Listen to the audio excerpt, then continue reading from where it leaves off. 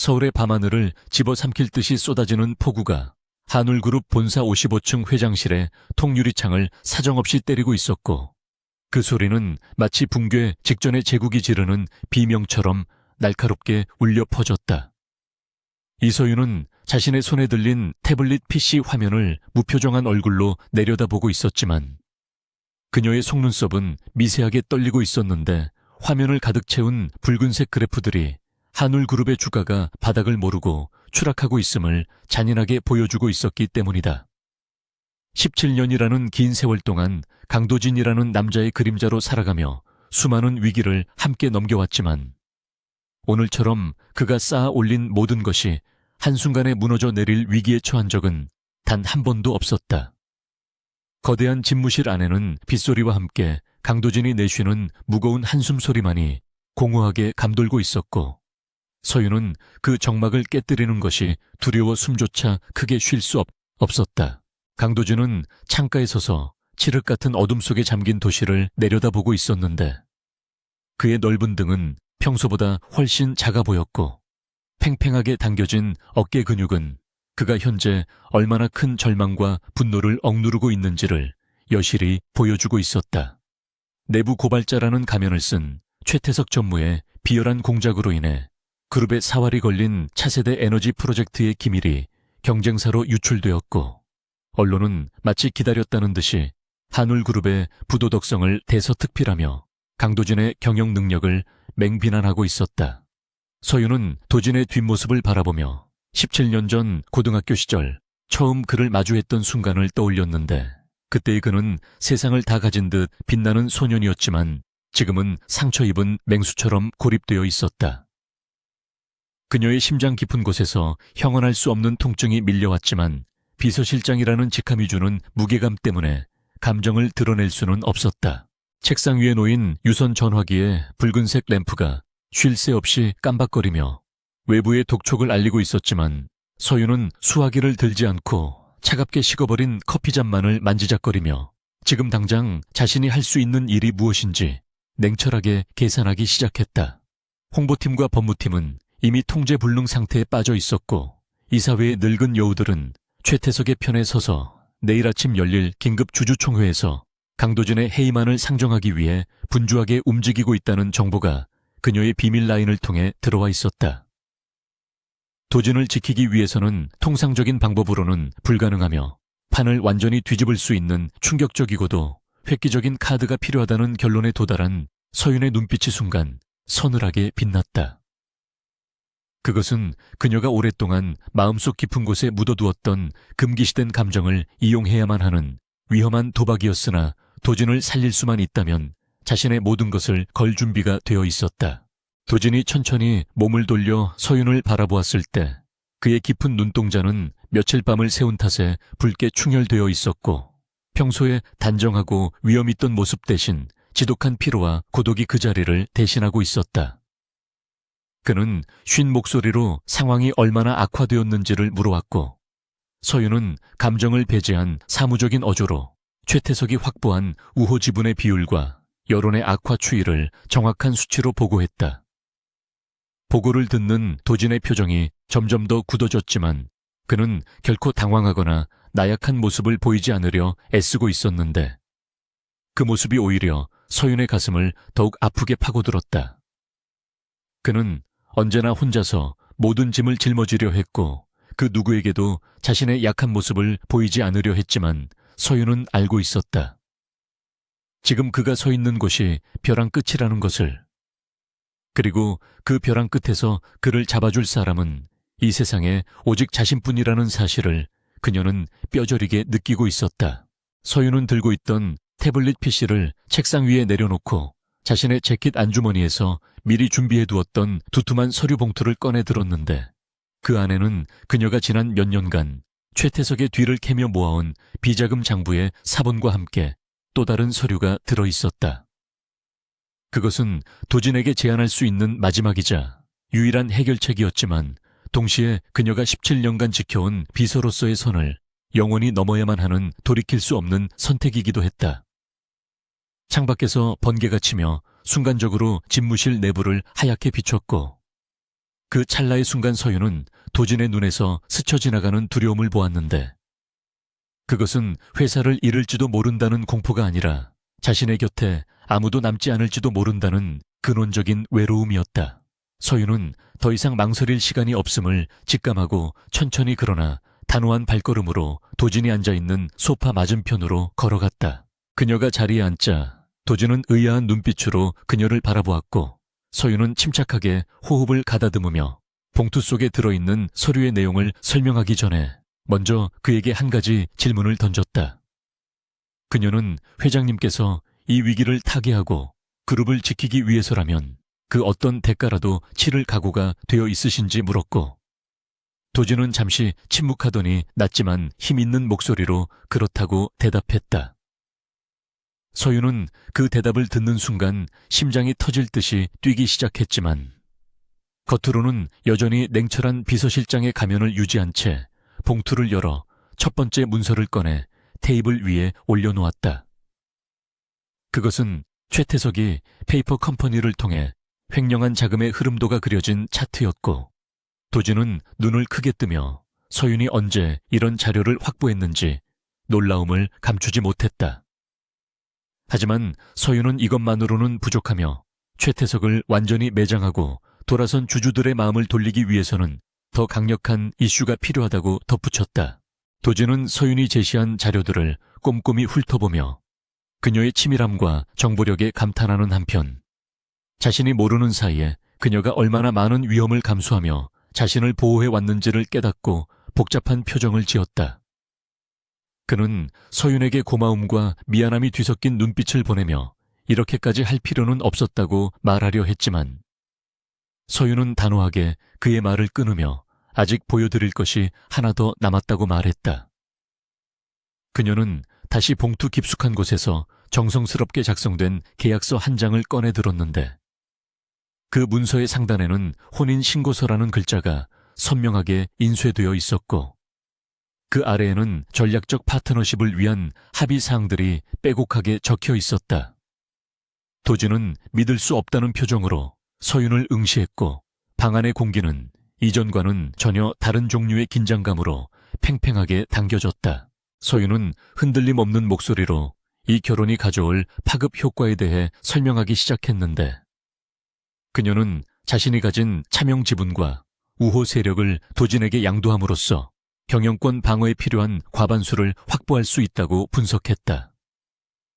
또한 대중의 관심을 횡령 스캔들에서 로맨틱한 러브스토리로 전환시킴으로써 이미지 쇄신을 꾀할 수 있으며 최태석이 퍼뜨린 도진의 문란한 사생활, 루머를 일거에 잠재울 수 있는 가장 확실한 방법임을 역설했다. 그녀는 이 모든 것이 철저한 비즈니스 계약이며 1년 후 상황이 안정되면 깨끗하게 이혼하고 위자료 없이 떠나겠다는 조항까지 덧붙였다. 그녀의 말은 논리 정연하고 빈틈이 없었지만 그 이면에는 17년간 그를 사랑해온 여자의 절박한 진심이 숨겨져 있었고 서윤은 그 진심이 들키지 않기를 간절히 바랐다. 도진은 테이블 위에 놓인 계약서를 한참 동안 내려다보았는데 그의 머릿속에서는 수많은 생각들이 교차하고 있었을 것이 분명했지만 서윤은 그의 생각을 읽을 수가 없어 입술이 바짝바짝 말랐다. 그는 천천히 고개를 들어 서윤의 눈을 똑바로 응시했는데 그 눈빛은 방금 전의 혼란스러움은 사라지고 알 수 없는 확신과 열기로 가득 차 있었다. 도진은 서윤이 제시한 조건들이 한울그룹을 구하는 데 있어 완벽한 전략임을 인정하지 않을 수 없었지만 그가 고민하는 지점은 회사의 이익이 아닌 이서윤이라는 여자 그 자체에 있는 듯했다. 그는 서윤에게 정말로 이 길을 선택해도 후회하지 않겠냐고 되물었고 서윤은 자신의 인생에서 강도진이라는 존재를 제외하면 남는 것은 아무것도 없기에 후회란 있을 수 없다고 속으로 되뇌며 고개를 끄덕였다. 폭우가 잦아들 기미를 보이지 않는 가운데 집무실의 조명은 미세하게 흔들렸고 두 사람 사이에는 묘한 기류가 흐르기 시작했는데 그것은 상사와 부하 직원 사이의 신뢰를 넘어선 남녀 간의 원초적인 긴장감이었다. 도진은 자리에서 일어나 서윤의 곁으로 다가왔고 그녀는 반사적으로 몸을 일으켜 그와 마주 섰는데 가까이서 본 그의 얼굴은 지쳐 있었지만 여전히 가슴이 시릴 만큼 매력적이었다. 도진은 서윤의 어깨에 조심스럽게 손을 올리며 그녀가 내민 제안이 자신의 인생을 송두리째 바꿀 수 있음을 알면서도 거부할 수 없는 이끌림을 느끼고 있었다. 그는 서윤이 자신을 위해 어디까지 희생할 수 있는지를 확인한 순간 가슴 한구석에서 뜨거운 무언가가 솟구쳐 오르는 것을 느꼈고 그것은 그동안 억눌러왔던 감정의 둑이 터지는 신호탄과도 같았다. 서윤은 도진의 손길에 온몸이 굳어지는 것을 느꼈지만 피하지 않고 그의 시선을 받아내며 마지막 쐐기를 받기 위해 입을 열었는데 그녀는 지금 당장 결단을 내리지 않으면 내일 아침 우리는 모든 것을 잃게 될 것이라고 경고했다. 그녀의 목소리는 떨리지 않았지만 그 속에 담긴 절박함은 도진의 심장을 강타했고 그는 더 이상 망설일 이유가 없다는 것을 깨달았다. 도진은 서윤이 내민 계약서를 집어들지도 않고 내용을 다시 확인하지도 않은 채 그저 서윤의 눈을 깊이 바라보며 고개를 끄덕였는데 그 동작에는 한치의 망설임도 없었다. 그것은 단순한 동의가 아니라 그녀에 대한 전폭적인 신뢰와 함께 그녀를 자신의 인생 속으로 받아들이겠다는 무언의 맹세와도 같았다. 도진의 즉각적인 반응에 서윤은 순간적으로 멍해졌는데 그녀는 그가 계약서의 세부 조항을 검토하거나 최소한의 조건을 변경하자고 할 줄 알았기에 이런 무조건적인 수용은 예상치 못한 것이었다. 도진은 놀란 토끼 눈을 한 서윤에게 다가가 나지막한 목소리로 네가 제안한 것이라면 그게 독이 든 성배라도 마실 준비가 되어 있다고 말하며 희미하게 미소를 지었다.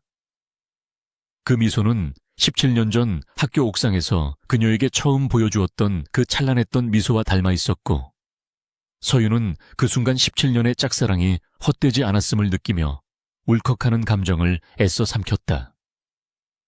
이제 주사위는 던져졌고 두 사람은 돌아올 수 없는 강을 건넜으며 내일 아침이면 대한민국 전체가 이 충격적인 소식에 발칵 뒤집힐 것이었다. 새벽이 밝아오면서 빗줄기는 가늘어졌지만 한울그룹 본사 앞에는 벌써부터 취재진이 장사진을 치고 있었고 그들은 하이에나처럼 먹잇감을 노리고 있었지만 펜트하우스에서 내려다보는 두 사람에게는 그저 작은 점들로 보일 뿐이었다.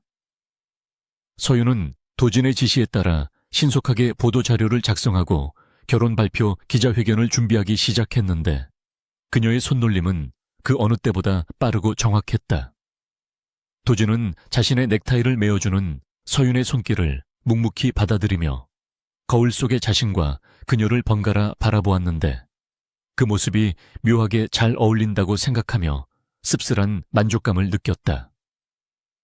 이제 그들은 단순한 상사와 비서가 아닌 운명 공동체로서 세상의 편견과 적들의 공격에 맞서 싸워야 했고 그 전쟁의 서막은 이미 올랐다.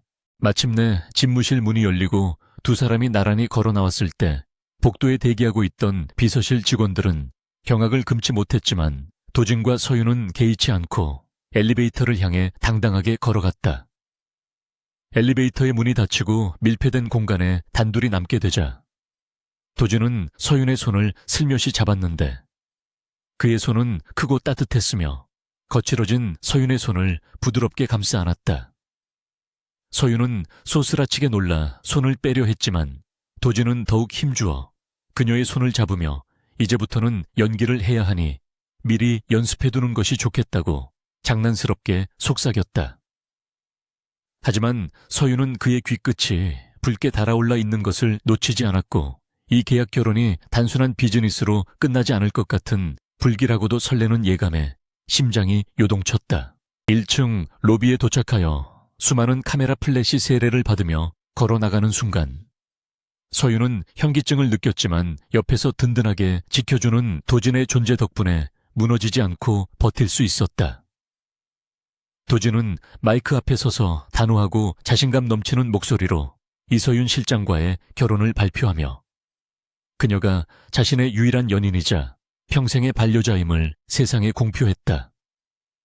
그 순간 기자들의 질문이 빗발치고 카메라 셔터 소리가 고막을 찢을 듯이 울려 퍼졌지만 서윤의 귀에는 도진의 심장 소리만이 선명하게 들려왔다.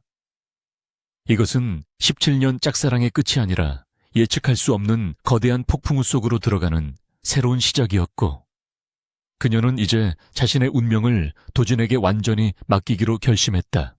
수많은 카메라 플래시가 터지며 만들어낸 하얀 섬광의 잔상이 여전히 눈앞에 어지럽게 남아있는 가운데, 이서윤은 강도진의 손에 이끌려 검은색 리무진의 뒷좌석에 몸을 실었는데, 차문이 닫히고 외부의 소음이 완벽하게 차단되자마자 팽팽했던 긴장이 일시에 풀리며 현기증이 밀려왔다.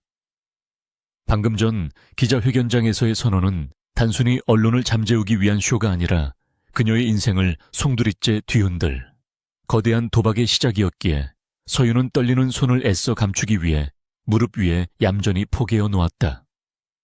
옆자리에 앉은 도진은 창밖을 스쳐 지나가는 서울의 풍경을 응시하고 있었지만 그의 손은 여전히 서윤의 손을 놓지 않고 있었고, 그 맞잡은 손에서 전해지는 뜨거운 온기가 그녀에게 이것이 현실임을 끊임없이 상기시켜주고 있었다.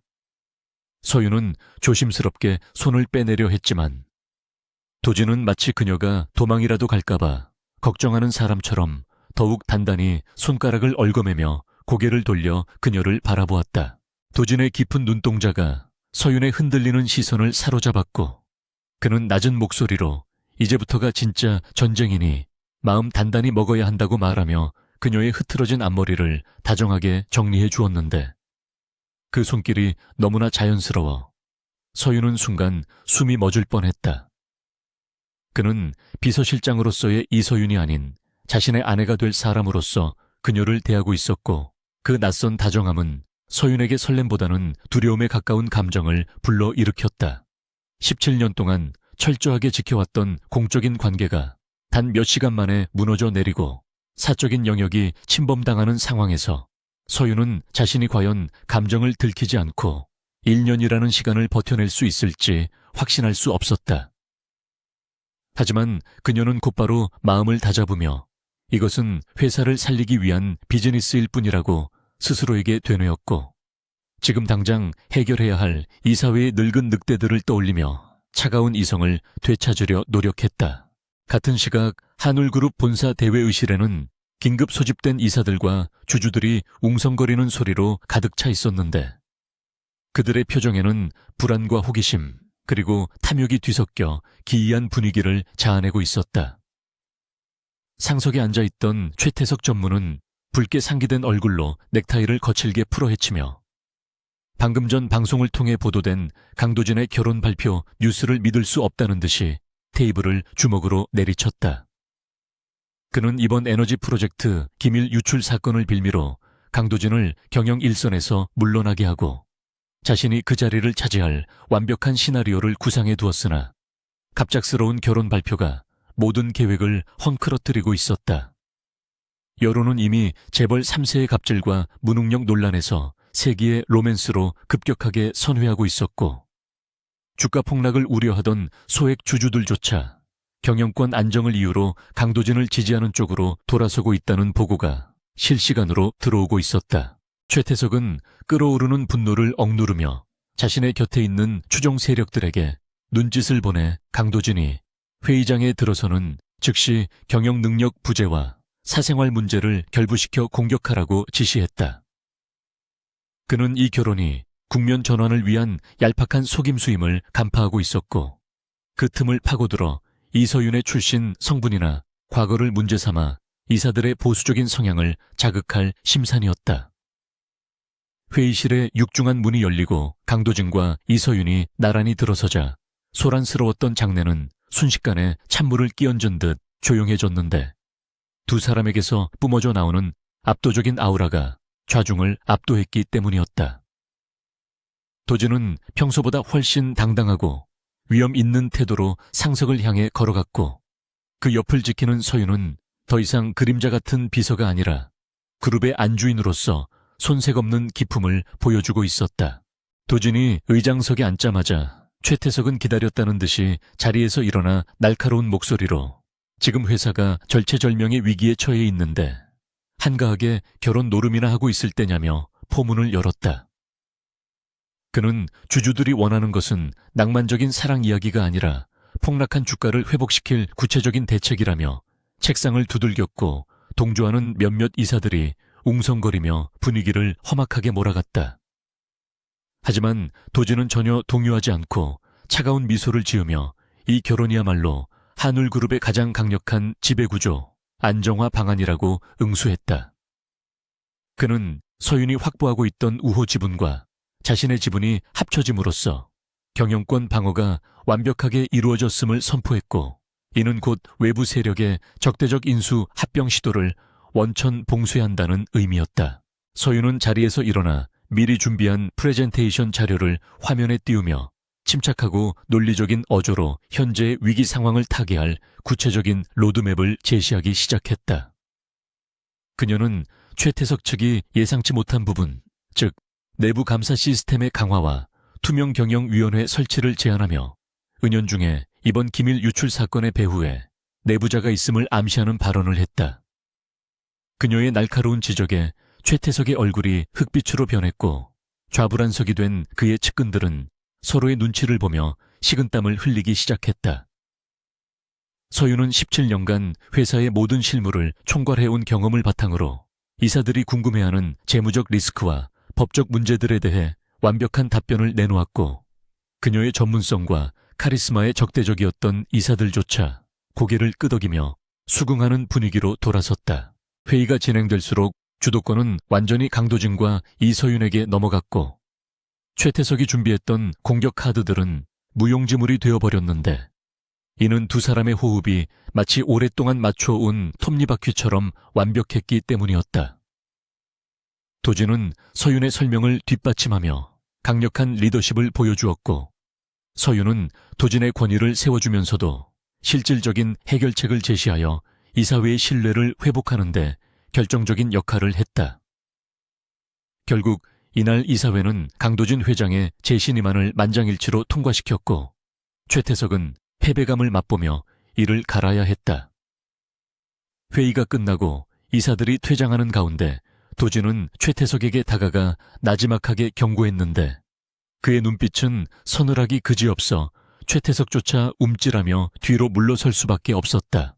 승리의 기쁨을 만끽할 새도 없이 도진과 서윤은 다음 일정을 소화해야 했는데, 그것은 바로 두 사람의 신혼집이 될 도진의 펜트하우스로 이동하는 것이었다.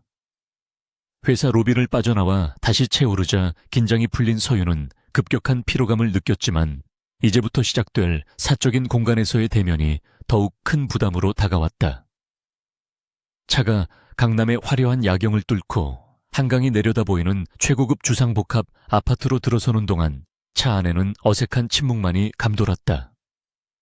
도진은 피곤해 보이는 서윤을 배려해 아무 말도 하지 않았지만, 가끔씩 그녀를 바라보는 눈빛에는 복잡한 감정이 서려 있었고, 서윤은 창문에 비친 자신의 모습을 보며 이것이 꿈인지 현실인지 구분하기 어려워했다. 엘리베이터가 최상층에 도착하고 도진의 펜트하우스 현관문이 열리자 모던하고 차가운 느낌의 인테리어가 서윤을 맞이했는데, 이곳은 그녀가 비서로서 수없이 드나들며 서류를 전달했던 공간이었지만 오늘은 전혀 다른 느낌으로 다가왔다. 도진은 재킷을 벗어 소파에 던져두고 넥타이를 느슨하게 풀며 서윤에게 편하게 있으라고 말했지만, 서윤은 현관에 서서 쉽사리 발을 떼지 못했다. 이곳은 이제 직장 상사의 집이 아니라 자신의 남편이 된 남자와 함께 생활해야 할 공간이었고, 그 사실이 주는 무게감이 그녀의 발목을 잡고 있었기 때문이었다. 서윤은 심호흡을 한번 크게 하고 거실로 들어서며 가방에서 계약서 사본을 꺼내 테이블 위에 올려놓았는데, 이는 사적인 감정이 개입되는 것을 차단하고 공적인 관계를 명확히 하려는 그녀 나름의 방어기제였다. 도진은 테이블 위에 놓인 계약서를 물끄러미 바라보다가 씁쓸한 표정을 지으며 와인바에서 와인 2잔을 따라 서윤에게 건넸다. 그는 오늘 같은 날까지 서류 이야기를 해야겠냐며 부드럽게 타박했지만, 서윤은 완고한 표정으로 계약 기간 동안 지켜야 할 수칙들을 하나하나 짚어나가기 시작했다. 침실은 각 방을 사용할 것과 집 안에서도 서로에 대한 예의를 지킬 것, 그리고 외부인의 시선이 없는 곳에서는 철저하게 비즈니스 파트너로 행동할 것 등 그녀가 나열하는 조건들은 냉정하기 짝이 없었다. 도진은 말없이 와인을 한 모금 마시며 그녀의 말을 경청했지만 그의 눈은 서윤의 입술이 아닌 떨리고 있는 손끝을 향해 있었다. 그는 그녀가 이 상황을 견디기 위해 얼마나 애쓰고 있는지 누구보다 잘 알고 있었기에 그녀의 무리한 요구들을 묵묵히 받아들이기로 했다. 하지만 도진은 마지막 조항인 일, 연후 깨끗하게 이혼한다는 부분에서 잔을 내려놓으며 이의를 제기했는데 그는 사람 일은 모르는 것이니 미래에 대해 섣불리 단정짓지 말자고 모호하게 말했다. 서윤은 그의 말에 담긴 의중을 파악하려 애썼지만 도진은 특유의 포커페이스를 유지한 채 화제를 돌려 저녁 식사 이야기를 꺼냈다. 두 사람 사이에는 팽팽한 줄다리기와 같은 긴장감이 흘렀지만 그 밑바닥에는 서로를 향한 알 수 없는 끌림이 존재하고 있었고 그것은 17년이라는 세월이 만들어낸 깊은 유대감에서 비롯된 것이었다. 도진은 서윤에게 다가가 그녀의 손에 들린 계약서를 부드럽게 빼앗아 테이블 구석으로 밀어버리고는 오늘은 너무 피곤하니 내일 다시 이야기하자며 그녀를 안방으로 안내했다. 안방 문 앞에 선 서윤은 당황하여 눈을 크게 떴는데 그녀는 당연히 손님이 손님방이나 서재를 사용할 것이라 생각했기 때문이었다. 도진은 그녀의 생각을 읽은 듯 피식 웃으며 가사 도우미들이 매일 출근하고 내일부터는 부모님도 불시에 방문하실 수 있는데 각 방을 쓰는 것은 의심을 사기에 딱 좋은 행동이라고 설명했다. 그의 논리는 반박할 수 없을 만큼 완벽했지만 서윤은 한 침대에서 그와 함께 잠을 자야 한다는 사실에 얼굴이 화끈거려 견딜 수가 없었다. 도진은 그런 그녀를 안심시키려는 듯 침대가 충분히 넓으니 걱정하지 말라고 덧붙였지만 서윤의 심장은 이미 제멋대로 뛰고 있었다. 그녀는 떨리는 손으로 문고리를 잡으며 이것 또한 업무의 연장일 뿐이라고 최면을 걸었지만 문을 열고 들어선 침실의 아늑한 조명은 그녀의 이성을 마비시키기에 충분했다. 서윤이 욕실에서 씻고 나왔을 때 도진은 이미 편한 옷으로 갈아입고 침대 헤드에 기대어 책을 읽고 있었는데 젖은 머리카락을 말리며 나오는 서윤을 본 그의 눈빛이 순간적으로 흔들렸다.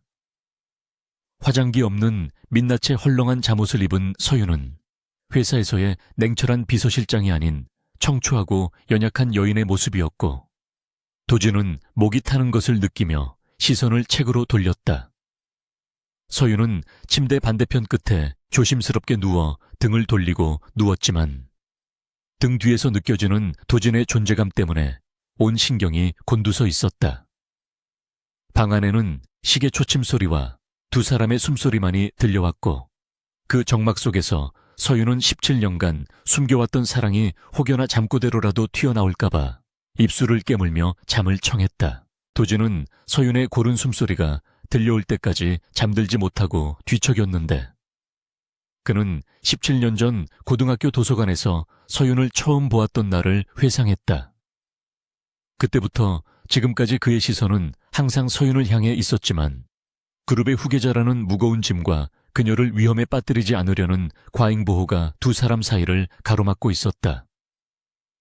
이제 그 벽을 허물고 그녀를 자신의 울타리 안으로 데려왔지만 그녀가 자신을 단지 비즈니스 파트너로만 생각한다는 사실에 가슴이 아렸다. 그는 잠든 서윤의 등 뒤에 대고 들리지 않는 목소리로 혼잣말을 중얼거렸는데 그것은 계약이 끝나는 일 년 뒤에도 절대로 그녀를 놓아주지 않겠다는 굳은 맹세였다. 그는 조심스럽게 손을 뻗어 서윤의 흘러내린 머리카락을 넘겨주었고 그 손길은 조심스럽고 애틋하기 그지없었다. 새벽녘이 되어서야 얕은 잠에 들었던 서윤은 가슴을 짓누르는 답답함에 눈을 떴는데 눈을 뜨자마자 그녀의 시야에 가득 들어온 것은 도진의 탄탄한 가슴이었다. 밤사이 잠버릇이 고약한 그녀가 도진의 품에 파고들었고 도진은 그런 그녀를 자연스럽게 팔베개 해주며 안고 있었던 것이다. 서윤은 소스라치게 놀라 몸을 일으키려 했지만 도진의 단단한 팔이 그녀의 허리를 감싸고 있어 꼼짝할 수 없었고 바로 위에서 들리는 도진의 잠긴 목소리가 그녀의 귀를 간지럽혔다. 그는 아직 알람이 울리지 않았으니 조금만 더 자라고 웅걸거렸고 서윤은 그의 품 안에서 붉어진 얼굴을 숨기며 꼼짝없이 굳어버렸다. 이 위험하고도 달콤한 동거의 첫날. 아침은 그렇게 예고도 없이 시작되었고 서윤은 자신의 심장이 고장난 것이 분명하다고 생각했다. 창밖으로 밝아오는 아침 햇살이 두 사람을 비추고 있었지만 그들의 앞날에는 최태석의 방역과 아직 드러나지 않은 검은 음모들이 도사리고 있었다. 하지만 지금 이 순간만큼은 세상의 모든 소음이 차단된 채 오직 두 사람만의 시간이 흐르고 있었고 서윤은 아주 잠시나마 이 따뜻한 품에 기대어 있고 싶은 유혹을 느꼈다. 그녀는 이것이 실수라고 생각하면서도 도진의 옷자락을 살며시 쥐었고 그 미세한 움직임을 느낀 도진의 입계는 옅은 미소가 번졌다. 17년의 짝사랑이 쌍방향의 사랑으로 변모하는 과정은 험난하겠지만 그들은 이미 서로에게 없어서는 안 될 존재가 되어가고 있었다. 이서윤은 도망치듯 침실을 빠져나와 차가운 대리석 바닥이 깔린 거실로 나왔지만 여전히 볼에 남아있는 붉은 기운은 좀처럼 가라앉지 않았는데 방금 전 강도진의 품에서 눈을 떴던 순간의 감각이 너무나 생생했기 때문이었다. 그녀는 떨리는 손으로 냉수를 한 잔 들이키며 흐트러진 호흡을 가다듬으려 애썼고 17년 동안 철저하게 유지해온 비서로서의 평정심이 단 하룻밤 만에 무너져 내리고 있다는 사실에 깊은 자괴감을 느꼈다. 주방 아일랜드 식탁에 기대어 서서 오늘 하루의 일정을 머릿속으로 정리하며 애써 공적인 모드로 전환하려 노력했지만 머릿속 한구석에는 잠든 도진의 평온한 얼굴이 잔상처럼 남아 그녀를 괴롭혔다. 그녀는 이것이 단지 계약에 의한 연극일 뿐이라고 스스로에게 수십 번 되뇌며 감정의 동요를 억누르고 아침 식사 준비를 위해 냉장고 문을 열었다. 얼마 지나지 않아 젖은 머리를 털며 침실에서 나온 강도진은 평소에 완벽하게 세팅된 슈트 차림이 아닌 편안한 라운지웨어 차림이었는데 그 모습이 묘하게 이질적이면서도 가슴 설레는 가정적인 분위기를 자아내고 있었다. 그는 식탁에서 토스트를 굽고 있는 서윤의 뒤로 다가와 자연스럽게 허리를 숙여 냄새를 맡으며 좋은 아침이라고 인사를 건넸는데 그 목소리에는 잠기가 어려 있어 평소의 냉철한 회장님과는 전혀 다른 매력을 풍겼다. 서윤은 흠칫 놀라 몸을 피하려 했지만 도진은 아랑곳하지 않고 식탁 의자를 빼내어 앉으며 오늘부터는 집안일은 도우미에게 맡기고 당신은 나와 함께 출근 준비만 하면 된다고 단호하게 말했다. 서윤은 자신이 비서로서 해오던 수발을 드는 것이 편하다고 반박하려 했지만 도진은 이제 당신은 내 아내이자 한울의 안주인이라며 그녀의 입을 막아버렸다. 출근을 위해 지하 주차장으로 내려가는 엘리베이터 안에서 두 사람 사이에는 묘한 침묵이 흘렀는데 도진은 서윤의 손을 꼭 잡고 놓지 않았고 서윤은 엘리베이터 CCTV를 의식하며 어색하게 서 있었다. 리무진에 올라타자 운전기사는 평소보다 더욱 정중하게 인사를 건네며 두 사람을 백미러로 힐끔거렸는데 도진은 보란듯이 서윤의 어깨를 감싸 안으며 다정한 포즈를 취했다. 서윤이 작은 목소리로 차 안에서는 연기를 하지 않아도 된다고 속삭였지만 도진은 적은 언제나 가까이에 있고 최태석의 첩자가 어디에 심어져 있을지 모른다며 태연하게 대꾸했다. 그의 말은 논리적이었지만 서윤의 어깨를 감싸 쥐은 손길은 연기라고 하기에는 지나치게 섬세하고 따뜻해서 서윤은 또다시 혼란스러운 감정의 소용돌이 속으로 빠져들 수밖에 없었다.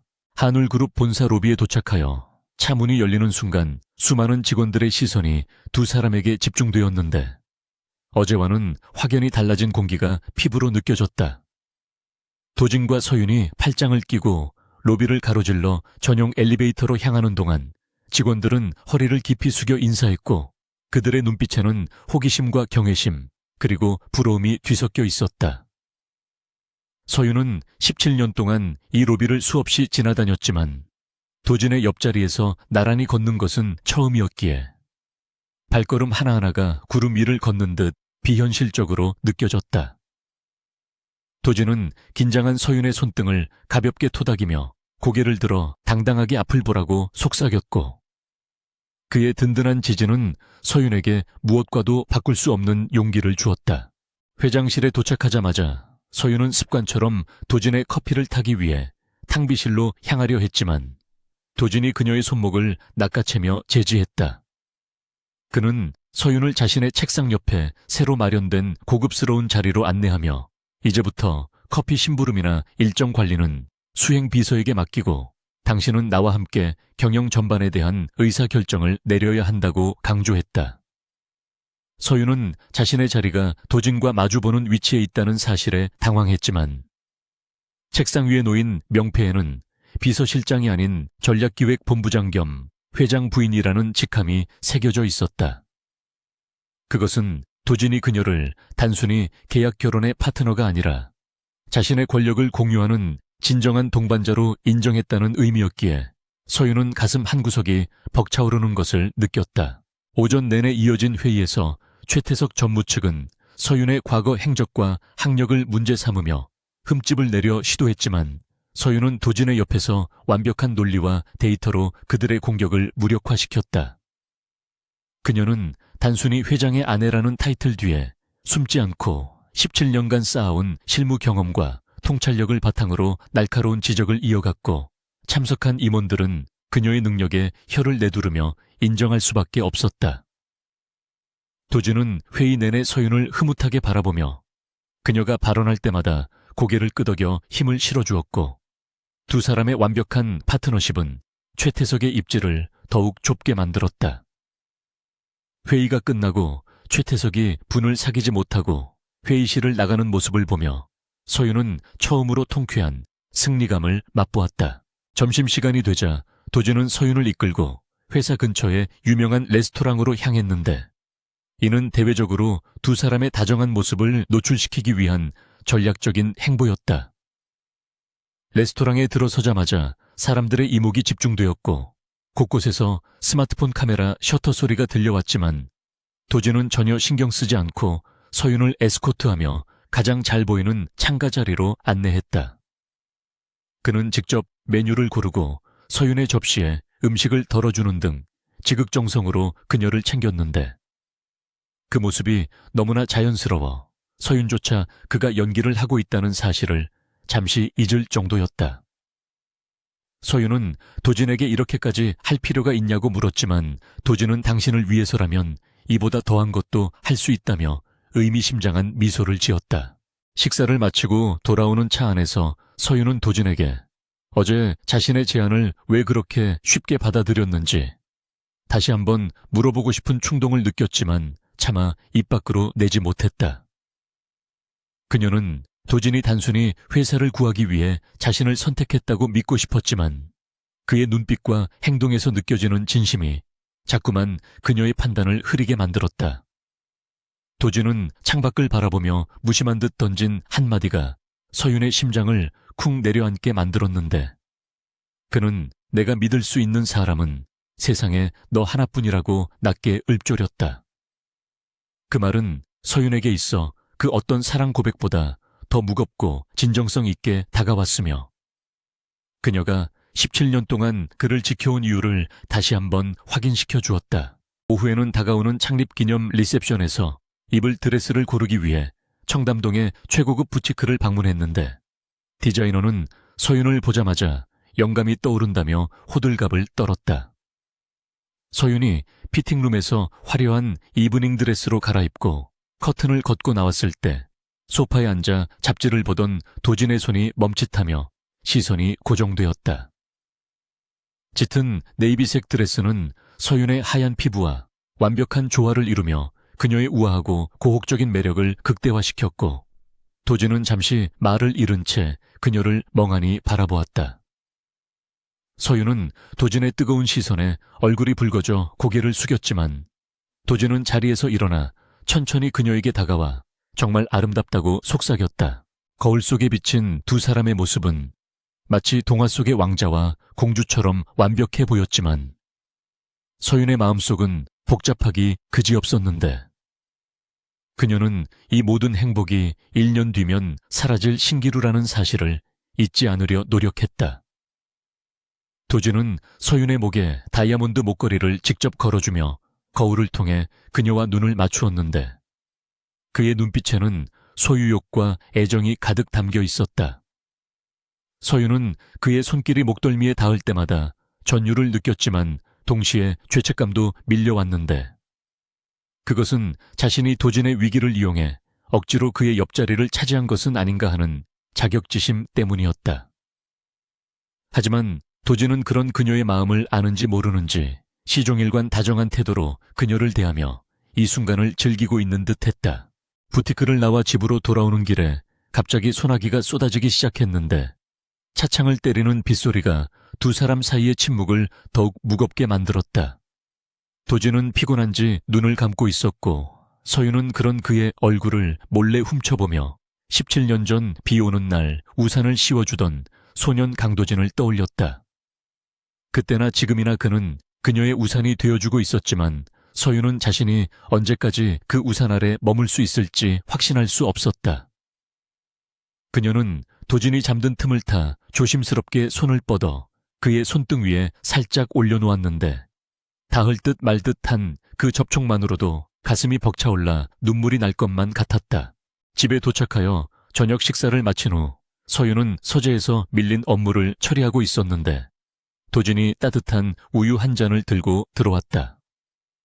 그는 늦은 시간까지 일하지 말고 일찍 쉬라며 걱정스러운 표정으로 우유를 책상 위에 올려놓았고 서윤은 그의 세심한 배려에 감동하면서도 짐짓 사무적인 태도로 괜찮다고 대답했다.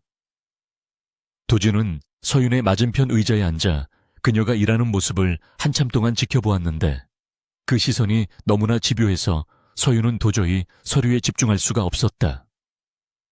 결국 서윤이 펜을 내려놓고 할 말이 있냐고 묻자 도진은 잠시 머뭇거리더니 우리 사이에도 진짜 부부처럼 대화가 필요하지 않겠냐고 되물었다. 서윤은 계약서의 조항을 들먹이며 선을 그으려 했지만 도진은 씁쓸한 미소를 지으며 계약서가 사람의 마음까지 통제할 수는 없는 법이라고 반박했다.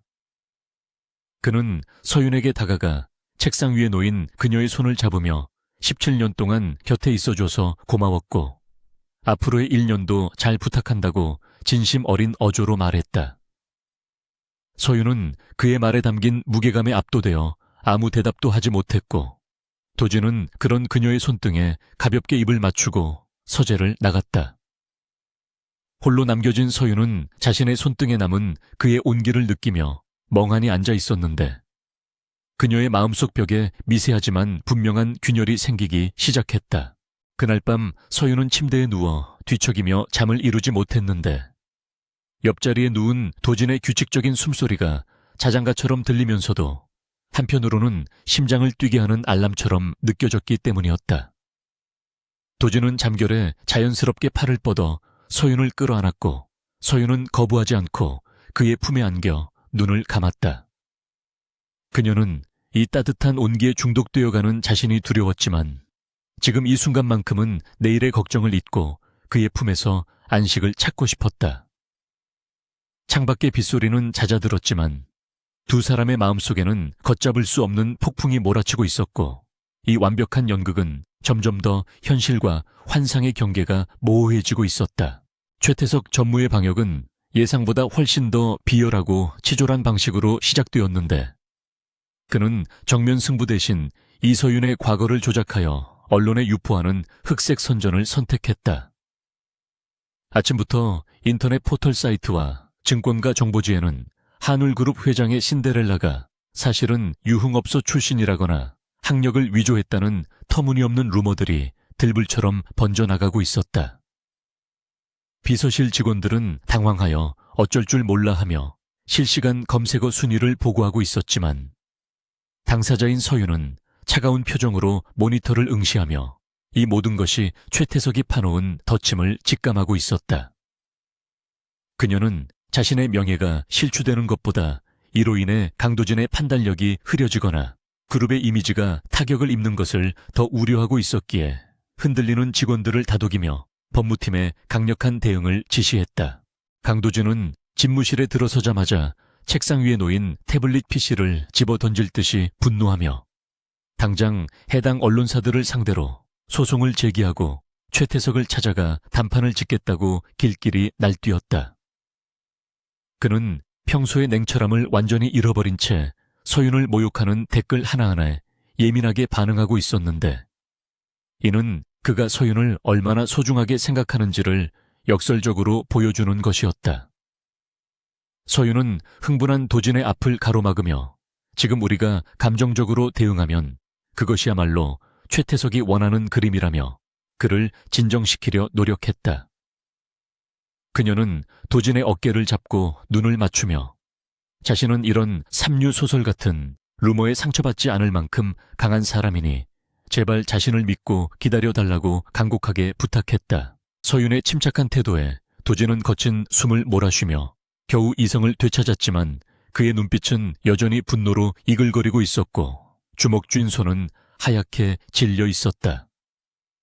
그는 서윤을 보호하지 못했다는 자책감에 괴로워하며 창가로 돌아가 섰지만 서윤은 그 뒷모습을 보며 오히려 전의를 불태우고 있었다. 그녀는 이 싸움을 끝내기 위해서는 단순히 방어만 해서는 안 되며 최태석의 숨통을 끊어놓을 결정적인 증거를 확보해야 한다고 판단했다.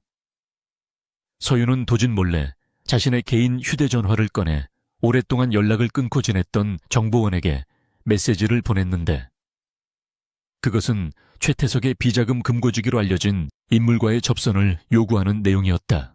오후 늦게 서윤은 도진에게 급한 외부 미팅이 있다고 거짓말을 하고 회사 주차장을 빠져나갔는데 그녀의 차는 서울 외곽의 인적 드문 재개발 구역으로 향하고 있었다.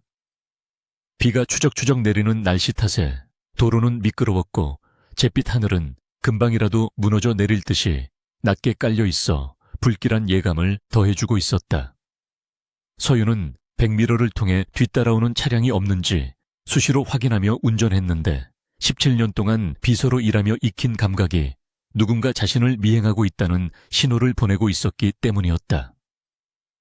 그녀는 핸들을 급하게 꺾어 골목길로 들어서며 따돌리려 시도했지만 뒤따라오던 검은색 세단들은 끈질기게 거리를 좁혀오며 그녀를 압박하기 시작했다. 약속 장소인 폐공장에 도착했을 때 정보원은 보이지 않았고 공장 마당에는 을씨년스러운 바람만이 불고 있었는데 서윤은 함정에 빠졌음을 직감하고 차를 돌리려 했다. 하지만 이미 늦어버렸는지 공장 입구를 막아선 2대의 차량에서 건장한 사내들이 쇠파이프를 들고 내리기 시작했고 그들의 얼굴에는 비릿한 웃음이 걸려 있었다. 서윤은 차문을 잠그고 도진에게 전화를 걸려 했지만 통신 신호가 차단된 듯 휴대전화 화면에는 서비스 불가라는 메시지만이 깜박거리고 있었다. 공포가 엄습해왔지만 그녀는 애써 침착함을 유지하며 차 안에 있는 호신용 스프레이와 전기 충격기를 손에 쥐고 만약의 사태에 대비했다. 사내들 중 우두머리로 보이는 자가 서윤의 차 창문을 두드리며 정중한 척 내리라고 요구했지만 그 목소리에는 명백한 사리가 담겨 있어 소름이 끼쳤다. 그는 최태석 전무님이 사모님과 조용히 대화를 나누고 싶어 하신다며 비아냥거렸고 서윤은 창문을 아주 조금만 내린 채 법적 대리인을 통하지 않은 만남은 거절한다고 단호하게 응수했다. 그러자 사내의 표정이 순식간에 험악하게 일그러지더니 들고 있던 쇠파이프로 운전석 유리를 사정없이 내리치기 시작했고 파편이 튀며 서윤의 얼굴을 스치고 지나갔다. 유리가 깨지는 굉음과 함께 서윤은 비명을 지르며 조수석으로 몸을 피했지만 좁은 차 안에서는 도망칠 곳이 없었다. 깨진 창문 사이로 사내의 거친 손이 들어와 잠금 장치를 풀려 했고 서윤은 전기 충격기를 휘두르며 필사적으로 저항했지만 역부족이었다. 차문이 억지로 열리고 머리채를 잡혀 밖으로 끌려 나가는 순간 서윤은 최태석이 단순히 겁을 주려는 것이 아니라 자신의 입을 영원히 막으려 한다는 사실을 깨달았다. 빗물 섞인 진흙탕에 내동댕이 쳐진 서윤은 고통에 신음하면서도 흐트러진 옷매무새를 추스르며 도끼 어린 눈으로 그들을 올려다보았다. 그녀는 자신이 여기서 무너지면 도진 또한 위험해질 것이라는 생각 하나로 떨리는 다리에 힘을 주어 일어서려 했지만 사내들의 위협적인 포위망은 점점 좁혀져 오고 있었다. 바로 그 순간 어둠을 찢는 듯한 강렬한 헤드라이트 불빛과 함께 굉음을 내며 달려온 스포츠카 한 대가 폐공장 입구의 철문을 들이받고 안으로 돌진해 들어왔다. 차는 사내들을 칠 듯이 무서운 속도로 달려와 서윤과 그들 사이를 가로막으며 급정거했고 타이어 타는 냄새와 매캐한 연기가 사방으로 퍼져나갔다. 운전석 문이 열리고 걸어 나온 사람은 다름 아닌 강도진이었는데 그의 표정은 마치 지옥에서 올라온 악귀처럼 분노로 일그러져 있어 보는 사람들을 얼어붙게 만들었다. 그는 슈트 재킷을 벗어던지고 셔츠 소매를 걷어 올리며 사내들을 향해 걸어갔는데 그 살기 어린 기세에 압도된 깡패들은 주춤거리며 뒷걸음질 쳤다. 도준은 아무런 경고도 없이 가장 가까이 있던 사내의 명치를 가격하며 순식간에 제압했고 이어진 그의 움직임은 군더더기 없이 빠르고 정확한 격투기 동작들이었다. 그는 평소의 젠틀한 이미지는 온데간데 없이 거칠고 무자비하게 주먹을 휘둘렀는데 그것은 단순히 자신을 방어하는 것이 아니라 서윤을 건드린 대가를 철저하게 치르게 하려는 응징에 가까웠다. 뒤이어 도착한 도진의 경호팀이 합류하면서 상황은 순식간에 정리되었고 바닥에 뒹구는 사내들의 신음소리만이 빗소리에 묻혀 들려왔다. 도진은 피투성이가 된 주먹을 털어내며 거친 숨을 몰아쉬다가 흙투성이가 된 채 떨고 있는 서윤을 발견하고는 한 걸음에 달려갔다. 도진은 서윤을 부서질 듯 꽉 껴안으며 괜찮냐고 몇 번이나 되물었는데 그의 목소리는 심하게 떨리고 있었고 몸은 비에 젖어 차가웠지만 그 안의 심장은 불덩이처럼 뜨거웠다. 서윤은 도진의 품에 안겨서야 비로소 참았던 눈물을 터뜨렸고 긴장이 풀리며 다리에 힘이 풀려 주저앉으려 했지만 도진이 그녀를 단단히 받쳐주었다. 그는 서윤의 얼굴에 난 상처를 확인하고는 고통스러운 표정을 지으며 다시는 혼자 위험한 짓을 하지 말라고 나지막하게 소리쳤는데 그 말에는 분노보다 더 깊은 애절함이 배어 있었다. 서윤은 그의 가슴에 얼굴을 묻고 미안하다고 속삭이며 자신이 얼마나 무모했는지를 뼈저리게 후회했다. 돌아오는 차 안에서 도준은 서윤을 자신의 곁에서 한시도 떨어뜨려 놓지 않으려 했고 운전은 경호팀장에게 맡긴 채 뒷좌석에서 계속해서 그녀의 손을 주무르며 천을 나누어 주었다.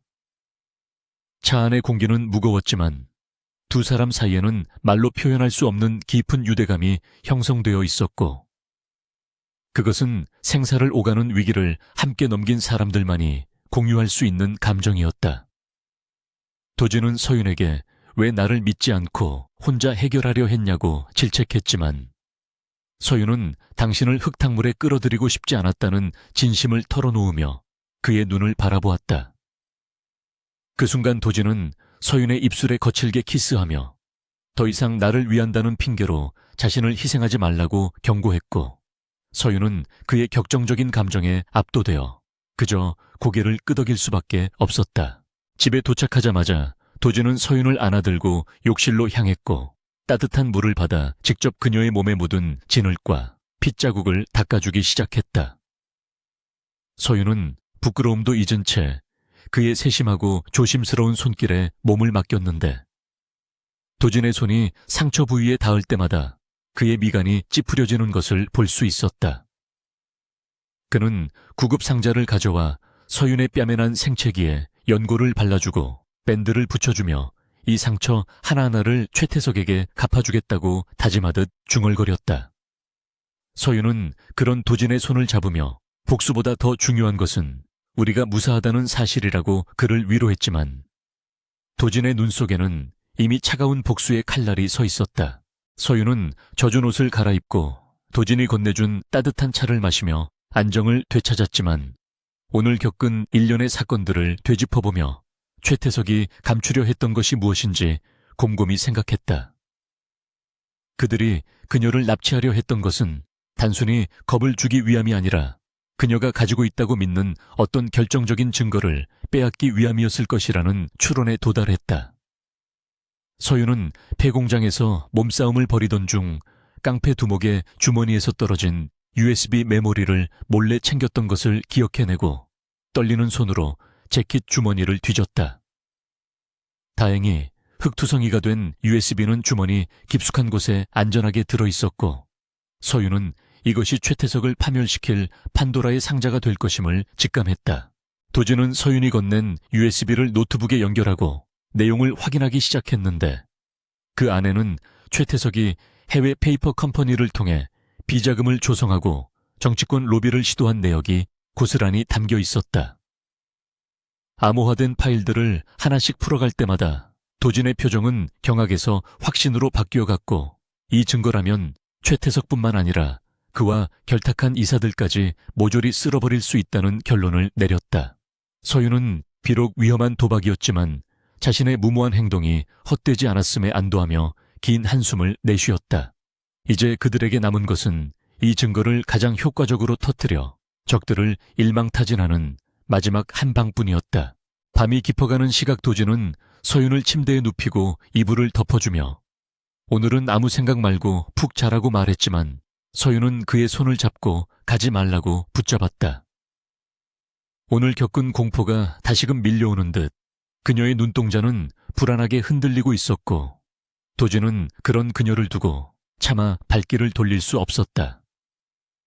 그는 침대 옆에 앉아 서윤의 머리카락을 쓰다듬으며 밤새 곁을 지키겠다고 약속했고 서윤은 그의 따뜻한 손길을 느끼며 서서히 잠속으로 빠져들었다. 폭풍우가 지나간 자리에는 더 단단해진 사랑과 신뢰가 뿌리내리고 있었고 두 사람은 이제 서로를 위해서라면 지옥불에도 뛰어들 준비가 되어 있었다. 다음 날 아침 도진은 서윤이 깨기 전에 먼저 일어나 누군가와 통화를 하고 있었는데 그의 목소리는 더할 나위 없이 차갑고 냉혹했다. 그는 주주총회 일정을 앞당기라고 지시하며 보안팀에게 최태석의 일거수일투족을 감시하라고 명령했고 이제 더 이상의 자비는 없음을 선언했다. 잠에서 깬 서윤은 도진의 뒷모습을 보며 그가 밤새 한숨도 자지 않았음을 알 수 있었고 그가 짊어지고 있는 무게를 덜어주기 위해 조용히 일어나 그의 곁으로 다가갔다. 이제 숨어있는 싸움은 끝났고 모든 것이 밝혀질 최후의 결전만이 그들을 기다리고 있었다. 폭풍우가 휩쓸고 지나간 다음 날의 고요함은 평화롭기보다는 폭발 직전의 긴장감을 머금고 있었는데 강도진의 펜트하우스 서재에는 무거운 침묵만이 감돌고 있었다. 이서윤은 도진의 찢어진 셔츠 사이로 보이는 어깨의 상처를 소독하고 있었는데 어제 폐공장에서의 격투 중에 입은 타박상이 생각보다 깊어 멍이 시퍼렇게 들어있었다. 도진은 고통을 참으려는 듯 입술을 굳게 다물고 있었지만 소독약이 상처에 닿을 때마다 미세하게 떨리는 근육의 움직임은 숨길 수 없었다. 서윤은 그런 그를 보며 가슴이 미어지는 듯한 통증을 느꼈는데 이 상처가 자신을 구하려다 생긴 영광의 상처이자 동시에 그가 짊어지고 있는 무거운 짐의 증거처럼 보였기 때문이었다. 그녀는 치료를 마친 후 조심스럽게 붕대를 감아주며 그의 어깨에 이마를 기댔고 도진은 아픈 팔을 들어 서윤의 머리를 부드럽게 감싸 안았다. 그때 책상 위에 놓인 도진의 비밀 회선 전화기가 요란하게 울리기 시작했고 도진은 미간을 찌푸리며 전화를 받더니 표정이 급격히 굳어졌다. 그는 서윤에게 잠시 기다리라는 눈짓을 보내고 통화를 계속하며 서재 구석에 있는 거대한 금고 쪽으로 걸어갔는데 무언가 중요한 문서를 확인해야 하는 듯 보였다. 도진이 금고 문을 열고 서류를 찾는 동안 서윤은 책상 정리를 하다가 우연히 책상 서랍 깊숙한 곳에서 낡고 투박한 나무 상자 하나를 발견하게 되었다.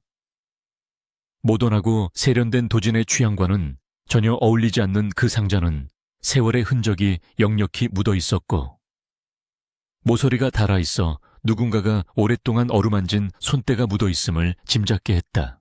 서윤은 호기심을 이기지 못하고 상자에 손을 뻗었는데 도진은 통화 내용에 집중하느라 그녀의 행동을 미처 알아차리지 못한 채 등을 돌리고 서 있었다.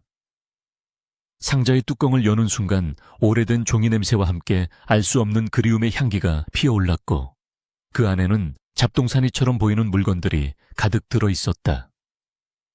가장 먼저 눈에 들어온 것은 색이 바랜 명찰 하나였는데 서윤은 그것을 집어들고 자신의 눈을 의심할 수밖에 없었다. 그것은 다름 아닌 그녀가 고등학교 2학년 때 체육대회 도중에 잃어버려서 한참을 찾아 헤맸던 자신의 명찰이었고 그 옆에는 그녀가 즐겨 마시던 딸기 우유의 빈 팩이 깨끗하게 씻겨져 보관되어 있었다. 심장이 쿵쿵거리는 소리가 귀를 울리는 가운데 서윤은 떨리는 손으로 상자 바닥에 깔린 사진들을 하나씩 꺼내 보았는데 그 사진 속의 주인공은 모두 어린 시절의 자신이었다. 도서관 창가에 앉아 졸고 있는 모습과 비 오는 날 버스 정류장에서 우산을 쓴 채 서 있는 모습, 그리고 교정의 벚꽃 나무 아래서 친구들과 웃고 있는 모습들이 뷰파인더 너머에 따뜻한 시선으로 담겨 있었다. 사진 뒷면에는 촬영 날짜와 함께 도진의 필체로 짧은 메모들이 적혀 있었는데 오늘도 그녀를 보았다라거나 웃는 모습이 예쁘다는 문구들이 서윤의 숨을 턱 막히게 했다. 이것은 단순한 수집품이 아니라 17년이라는 긴 세월 동안 강도진이라는 남자가 이서윤이라는 여자를 그림자처럼 지켜보며 남긴 사랑의 기록이었다. 서윤은 17년 동안 자신만이 도진을 짝사랑해 왔다고 믿었지만 사실은 도진 역시 그 긴 시간 동안 자신을 바라보고 있었다는 충격적인 진실 앞에서 멍하니 서 있을 수밖에 없었다. 그녀가 그를 처음 보고 반했던 그 순간부터, 아니 어쩌면 그보다 훨씬 전부터 도진의 시선은 항상 그녀를 향해 있었던 것이다. 왜 그동안 한 번도 내색하지 않았는지, 그리고 왜 자신을 그저 유능한 비서로만 곁에 두었는지에 대한 의문과 원망, 그리고 벅찬 감동이 뒤섞여 눈시울이 뜨거워졌다. 그녀가 잃어버렸던 기억의 조각들이 이 작은 상자 안에서 완벽하게 맞춰지고 있었고 그것은 두 사람의 인연이 우연이 아닌 필연이었음을 증명하고 있었다. 통화를 마친 도진이 뒤를 돌았을 때 그는 상자를 들고 서 있는 서윤을 발견하고는 사색이 되어 달려왔는데 그의 얼굴에는 당혹감과 부끄러움이 교차하고 있었다. 그는 서윤의 손에서 상자를 빼앗으려 했지만 서윤은 물러서지 않고 눈물이 그렁그렁한 눈으로 그를 똑바로 올려다보며 해명을 요구했다. 도진은 깊은 한숨을 내쉬며 체념한 듯 상자를 책상 위에 내려놓고는 창가로 걸어가 어두운 하늘을 바라보며 입을 열었다. 그는 자신이 한울그룹의 후계자로 지목된 순간부터 자신의 곁에 있는 모든 사람들이 불행해지거나 위험에 처했다는 사실을 고백했다. 도준은 어린 시절 자신과 친하게 지냈던 친구가 경쟁 세력의 음모에 휘말려 다치거나 쫓겨나는 것을 보면서 소중한 사람을 지키는 유일한 방법은 철저하게 거리를 두는 것이라고 믿게 되었다고 털어놓았다. 그는 고등학교 시절 서윤을 처음 본 순간 사랑에 빠졌지만 그녀를 자신의 지옥 같은 삶 속으로 끌어들이고 싶지 않아 멀리서 지켜보는 것만으로 만족하려 했다고 말했다. 그녀가 한울그룹에 입사했을 때 그는 그녀를 내보내려 했지만 그녀의 뛰어난 능력과 열정을 보며 욕심을 부려 곁에 두게 되었고 비서라는 공적인 관계 뒤에 숨어 자신의 마음을 억눌러 왔던 것이다. 도진의 목소리는 떨리고 있었고 그 속에 담긴 절절한 진심은 서윤의 가슴을 후벼 팠다. 서윤은 도진에게 다가가 그의 등 뒤에서 그를 꽉 끌어안으며 당신은 바보이자 겁쟁이라고 울먹였는데 그것은 비난이 아니라 그가 겪어왔을 외로움에 대한 위로였다. 그녀는 우리가 서로의 마음을 모른 채 낭비해버린 17년의 세월이 너무나 안타깝고 억울했지만 지금이라도 서로의 진심을 확인했으니 그것으로 충분하다고 말했다. 도진은 천천히 몸을 돌려 서윤을 마주보고 그녀의 젖은 뺨을 닦아주며 이제는 더 이상 숨기지 않고 너를 지킬 것이며 그 어떤 위협이 닥쳐오더라도 너의 손을 놓지 않겠다고 맹세했다. 두 사람의 입술이 맞닿는 순간 서재안의 공기는 뜨겁게 달아올랐고 17년의 기다림이 녹아내리는 듯한 깊고 진한 키스가 이어졌다. 하지만 그 달콤하고 애틋한 시간은 오래가지 못했는데 거실에서 들려오는 요란한 초인종 소리와 함께 현관문이 부서질 듯이 두드려지는 소리가 두 사람을 현실로 끌어당겼기 때문이었다. 도진과 서윤이 놀라 서로를 떼어내기도 전에 인터폰 화면에는 검찰 수사관들과 정복을 입은 경찰들이 들이닥친 모습이 비치고 있었다. 도진은 직감적으로 이것이 최태석이 준비한 마지막 발악이자 가장 치명적인 함정임을 깨닫고 서윤의 어깨를 잡으며 침착하라고 당부했다. 그는 이미 예상하고 있었던 일이라는 듯 덤덤한 표정으로 옷매무새를 다듬고 서윤에게 변호인단에게 연락을 취하라고 지시했다. 현관문이 열리고 들이닥친 수사관들은 강도진 회장에게 특정 경제범죄, 가중처벌 등에 관한 법률 위반 및 업무상 횡령 혐의로 체포영장이 발부되었음을 고지했다. 그들이 제시한 영장에는 도진이 해외 법인을 통해 회사 돈 수천억 원을 빼돌려 비자금을 조성했다는 구체적인 정황이 적혀 있었는데 이는 명백히 조작된 증거였다. 최태석은 자신이 저지른 모든 불법 행위를 도진에게 뒤집어 씌우기 위해 치밀하게 서류를 위조하고 거짓 증언자들을 매수해 두었던 것이다. 수사관들이 도진의 양팔을 잡고 수갑을 채우려 하자 서윤은 앞을 가로막으며 영장의 부당함을 주장하고 변호사가 도착할 때까지 기다리라고 소리쳤다. 그러나 도진은 서윤을 부드럽게 제지하며 수갑을 차는 것을 거부하지 않았는데 그는 지금 소란을 피우면 언론에 더 안 좋은 이미지만 심어줄 뿐이라는 것을 잘 알고 있었다. 그는 수갑찬 손으로 서윤의 손을 잠시 잡으며 눈빛으로 안심하라는 신호를 보냈고 반드시 무고함을 밝히고 돌아올 테니 밖에서 회사를 지켜달라고 부탁했다. 도진이 수사관들에게 이끌려 나가는 모습을 보며 서윤은 분노로 온몸이 떨렸지만 눈물을 흘리는 대신 입술을 깨물며 도끼를 품었다. 그녀는 더 이상 뒤에서 울고 있는 연약한 여자가 아니라 강도진의 아내이자 그의 결백을 증명할 유일한 증인이었기에 무너질 수 없었다. 도진이 검찰청 차량에 태워져 떠나자마자 펜트하우스 앞은 특종을 노리는 기자들로 아수라장이 되었고 뉴스는 강도진 회장의 긴급 체포 소식을 속보로 내보내기 시작했다. TV 화면에는 최태석 전무가 침통한 표정으로 인터뷰를 하며 회장의 비리에 대해 유감을 표하고 자신이 비상경영 체제를 이끌겠다고 선언하는 역겨운 장면이 나오고 있었다. 서윤은 리모컨을 집어들어 TV를 꺼버리고는 어젯밤 폐공장에서 챙겨온 USB 메모리를 손에 꽉 쥐었다. 최태석은 자신이 승리했다고 믿고 축배를 들고 있겠지만 그가 간과한 것은 이서윤이라는 존재가 가진 끈기와 집념이었다. 서윤은 즉시 비서실과 법무팀을 소집하여 비상대책회의를 열었는데 그녀의 목소리는 그 어느 때보다 차갑고 단호하여 회의실의 공기를 얼어붙게 만들었다. 그녀는 도진이 부재 중인 상황에서 회장 대행으로서의 권한을 행사하겠다고 선언하며 최태석 측의 공격을 방어하는 동시에 반격의 칼날을 준비했다. 일부 임원들이 그녀의 자격을 의심하며 반발하려 했지만 서윤은 도진이 구속되기 직전에 서명해둔 위임장을 테이블 위에 던지며 그들의 입을 막아버렸다. 그녀는 최태석이 심어놓은 내부 스파이들을 색출하여 격리시키고 언론의 여론을 반전시키기 위한 미디어팀을 가동했다. 한편 검찰청 취조실에 앉아있는 도진은 묵비권을 행사하며 검사의 집요한 추궁에도 입을 열지 않고 있었는데 그의 머릿속은 오직 서윤의 안전에 대한 걱정뿐이었다. 그는 최태석이 자신을 구속시킨 다음 타깃으로 서윤을 노릴 것이라는 것을 알고 있었기에 자신이 감옥에 있는 동안 그녀가 위험해지지 않을까 전전긍긍했다. 하지만 도진은 서윤이 자신이 생각하는 것보다 훨씬 강하고 지혜로운 여자라는 사실을 믿기로 했고 17년 전부터 그녀가 보여주었던 끈질긴 생명력을 신뢰했다.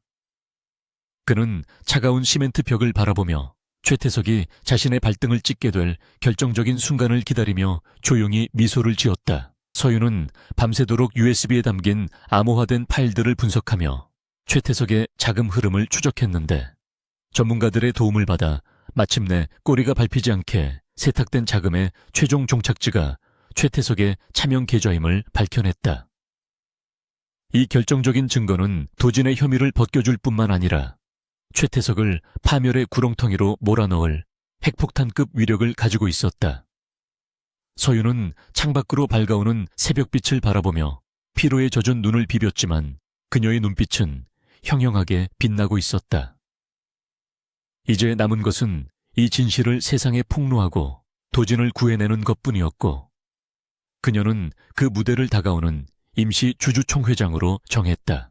그러나 최태석 또한 만만치 않은 상대였는데, 그는 서윤이 무언가를 꾸미고 있다는 낌새를 채고 그녀의 사무실과 자택에 도청장치를 설치하고 감시 인력을 늘렸다. 서윤은 자신의 모든 행동이 감시당하고 있음을 역이용하여 최태석에게 거짓 정보를 흘리며 그를 안심시키는 교란 작전을 펼쳤다. 그녀는 일부러 절망에 빠진 척 연기하며 변호사 앞에서 패소할 것 같다고 하소연하는 통화를 연출했고, 이를 엿들은 최태석은 승리를 확신하며 경계심을 늦추었다. 서윤과 도진은 서로 떨어져 있었지만 마치 텔레파시가 통하는 것처럼 완벽한 호흡으로 각자의 위치에서 최후의 결전을 준비하고 있었다. 결전의 날이 밝아오고 서윤은 도진이 선물해준 짙은 네이비색 정장을 갖추어 입고 거울 앞에 섰는데, 거울 속의 그녀는 더 이상 누군가의 짝사랑을 하는 소녀가 아닌 한 남자의 아내이자 전사였다. 그녀는 가슴속에 품은 17년의 사랑과 도진에 대한 믿음을 무기 삼아 지옥 같은 전장으로 발걸음을 옮겼다. 주주총회장으로 향하는 그녀의 발걸음 소리는 또각또각 울려 퍼지며 한울그룹의 운명을 가를 거대한 폭풍의 서막을 알리고 있었다. 한울그룹의 운명을 결정지을 임시 주주총회가 열리는 그랜드 호텔 컨벤션 홀은 이른 아침부터 몰려든 취재진과 주주들로 인해 발 디딜 틈조차 없이 북적이고 있었는데, 공기 중에는 숨막히는 긴장감이 팽팽하게 감돌고 있었다. 단상 중앙에 거만하게 앉아있는 최태석 전무는 승리감에 도취된 표정으로 회의장 내부를 둘러보고 있었고, 그의 곁에는 이미 그에게 줄을 선 이사들이 아부 섞인 미소를 지으며 속삭이고 있었다. 그들은 구속된 강도진 회장이 오늘 회의에 참석하지 못할 것이라고 확신하고 있었기에 주주총회는 최태석의 회장 취임을 위한 형식적인 통과, 의례에 불과하다고 믿고 있었다. 회의장 대형 스크린에는 강도진의 횡령 혐의를 다룬 뉴스 보도가 반복적으로 재생되면서 불안해하는 소액 주주들의 심리를 교묘하게 자극하고 있었고, 분위기는 점차 강도진의 해임 쪽으로 기울어가고 있는 듯 했다.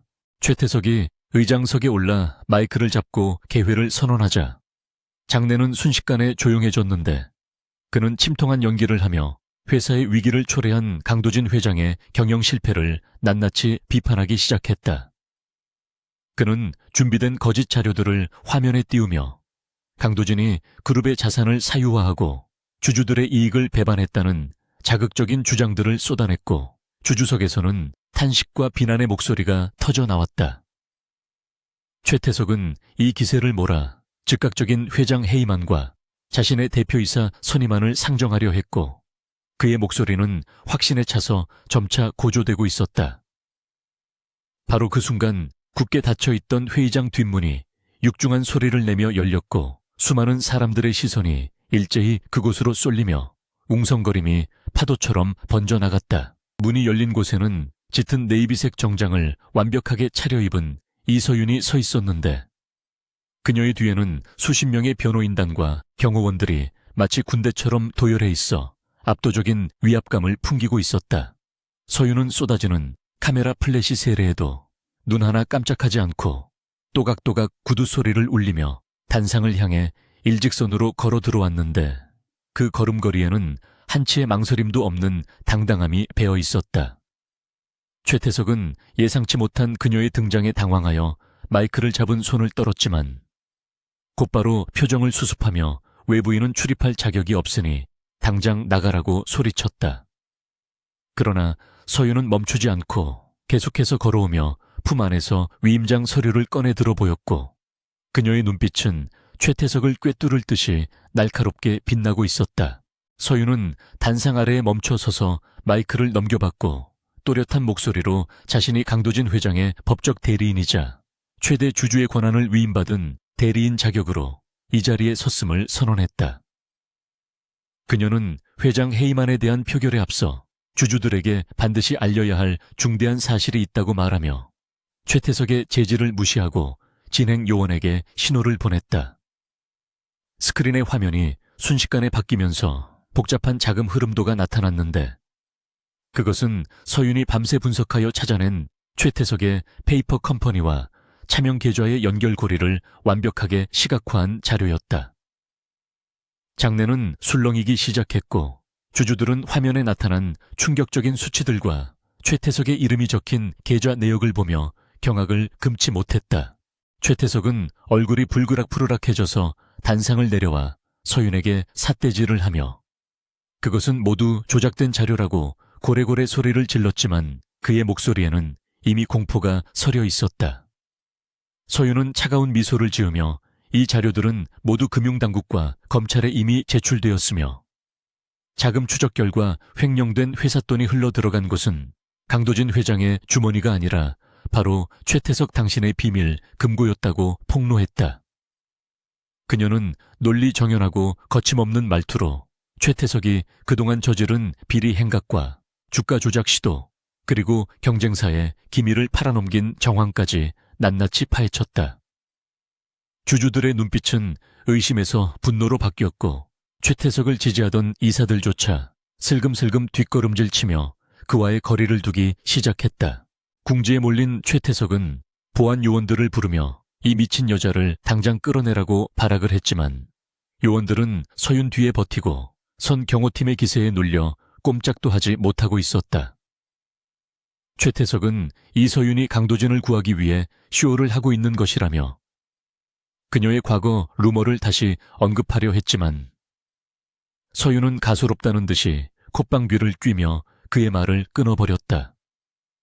그녀는 이제 더 이상 당신의 얄팍한 거짓말은 통하지 않는다고 일갈하며 주머니에서 녹음기를 꺼내 마이크에 갖다 대었는데 그곳에서는 최태석이 청부업자에게 서윤을 처리하라고 지시하는 음성이 생생하게 흘러나왔다.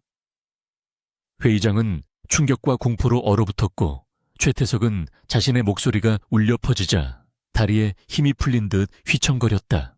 그때 회의장 측면에 VIP 출입구가 열리며 또 한 번의 거대한 환호성이 터져 나왔는데 이번에 등장한 인물은 수갑을 차지하는 말끔한 모습의 강도진이었다.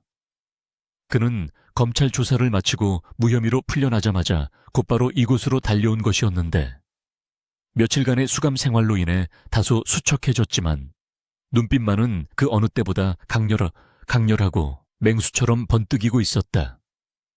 도진이 단상으로 걸어 올라오자 주주들과 임직원들은 자리에서 일어나 박수를 보내기 시작했고 그 소리는 삽시간에 회의장을 가득 메우는 천둥 같은 함성으로 변했다. 도진은 서윤의 옆에 나란히 서서 그녀의 어깨를 감싸 안으며 든든하게 지지해 주었고 두 사람의 완벽한 투샷은 그 자체로 승리의 상징처럼 보였다. 도진은 마이크를 잡고 떨리는 목소리로 주주들에게 심려를 끼쳐 죄송하다고 고개를 숙였지만 곧이어 단호한 어조로 이번 사태의 진실을 명백히 밝혔다. 그는 서윤이 확보한 증거 덕분에 자신의 억울한 누명이 벗겨졌으며 진정한 범인이 누구인지 검찰 수사를 통해 밝혀졌다고 설명했다.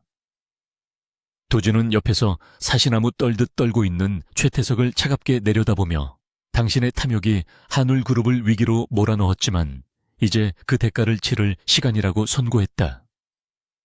최태석은 도진의 눈을 피하며 식은땀을 줄줄 흘렸지만 이미 빠져나갈 구멍은 어디에도 없다는 것을 깨닫고 절망적인 표정을 지었다. 회의장 문이 다시 열리고 이번에는 정복을 입은 경찰들과 검찰 수사관들이 들이닥쳤는데 그들은 단상으로 올라와 최태석에게 체포영장을 제시했다. 혐의는 특정 경제범죄 가중처벌법 위반 살인교사 혐의 그리고 허위사실 유포에 의한 명예훼손 등 입에 담기도 힘들 만큼 많은 죄목들이 열거되었다. 최태석은 수갑이 채워지는 순간에도 억울하다며 발버둥 쳤고 자신은 함정에 빠진 것이라고 고함을 질러댔지만 수사관들은 그를 무자비하게 제압하여 끌고 나갔다. 그가 끌려 나가는 모습은 전광판을 통해 생중계되었고 그토록 오만하고 기고만장했던 악인의 비참한 최후를 보며 장내의 모든 사람들은 권선징각의 짜릿함을 느꼈다. 소란이 정리되고 다시 회의가 재개되자 의장은 강도진 회장의 재신임안과 최태석 및 그 추종 세력들의 해임안을 표결에 붙였는데 결과는 볼 필요도 없이 압도적인 찬성이었다. 주주들은 강도진과 이서윤의 환상적인 팀워크와 위기관리 능력에 깊은 감명을 받았으며 두 사람이 이끄는 한울그룹의 미래에 전폭적인 지지를 보냈다. 개표 결과가 발표되는 순간 도진은 서윤을 바라보며 환하게 웃었고 서윤 역시 그동안 참아왔던 긴장이 풀리며 눈시울을 붉힌 채 마주 웃었다. 그것은 단순한 비즈니스 파트너로서의 성공을 넘어 생사를 함께 건너온 연인들만이 나눌 수 있는 깊은 교감의 순간이었다. 도진은 폐회사를 통해 주주들에게 감사의 인사를 전하며 앞으로 투명하고 정의로운 경영을 통해 한울그룹을 다시 일으켜 세우겠다고 약속했다. 그리고 그는 대본에 없던 내용을 덧붙였는데 떨리는 목소리로 이 자리에 올 수 있었던 것은 전적으로 제 아내 이서윤 덕분이라고 공개적으로 감사를 표했다.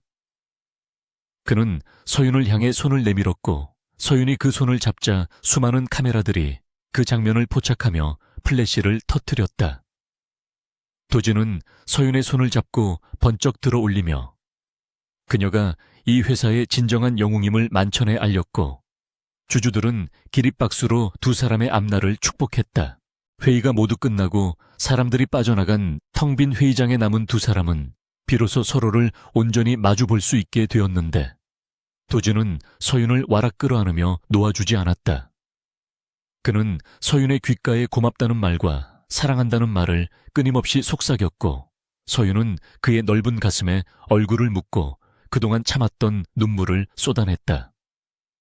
도진의 심장 소리는 격렬하게 뛰고 있었고 서윤은 그 박동을 느끼며 자신이 있어야 할 곳이 바로 여기임을 다시 한번 확신했다. 지옥 같았던 며칠간의 시간이 주마등처럼 스쳐 지나갔지만 지금 이 순간 두 사람은 그 어느 때보다 강하게 연결되어 있었다. 도진은 서윤의 눈물을 닦아주며 이제 모든 것이 끝났으니 집으로 돌아가자고 부드럽게 말했는데 집이라는 단어가 주는 따뜻함이 서윤의 가슴을 울렸다.